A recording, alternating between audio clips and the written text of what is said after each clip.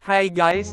Dito nga nagyaya na mag-trio kami ng kasquad ko at dito nga nag-illegal vote ulit ako at ang gagaling din ng kakampi natin at kalaban dito. At dito nga kaya 3 kills ako dahil nga nakalimutan ko ay record, so eto nga yung unang flash sa blue buff Neyman at nag-pass kill na rin ako dito at pumunta para tumulong at naka-triple kill pa nga. Kaya ang laki agad ng lamang ko dito.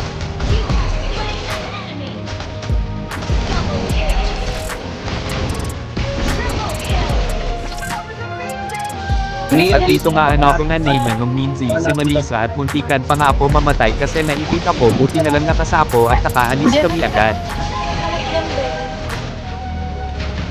Balik na gago. At dito nga nag-back lang ako ang Sunday, pinost na agad ng Melissa yung tower ko dahil nga doon ginamit ko na agad ulti ko at quantum charge ko at napotas ko na nga sa agad dahil doon na-push ko na yung tower niya.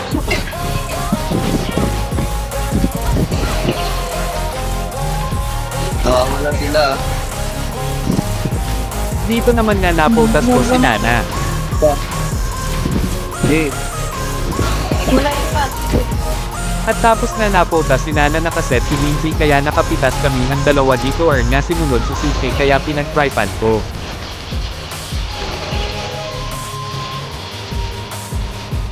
gago. At dito nga papatayin ko sana si Melissa Lucas kasi Neo. hindi ko alam na natin pala si Lucas kaya napites ako at tapos nga ako mamatay nagkaroon ng flash Ay, at balik. naubos na sila at bull spray. Balik, lalaban yan sila dito eh.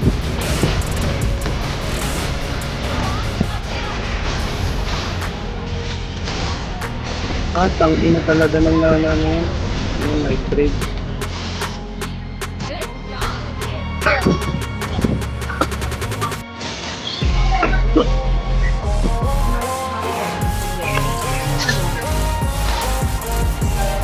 At kung nakaabot ka hanggang sa video na to at di ka pa naka-follow, pa-follow ako at pa-like na rin para sa mga videos na katulad nito. Thank you. At dito nga napatay ko yung 4 nila, susunod ko pa sana si Nana kaso low health ako at si Melissa na malupitan lang kay Nana kaya nag-lord na lang Kane.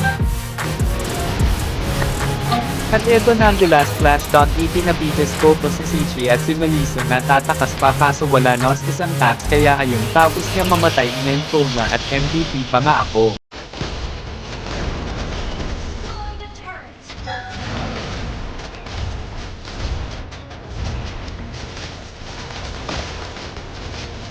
Alam mo ka, makulit ka. Ginawa mali kasi ano mo. Ano ka na mali.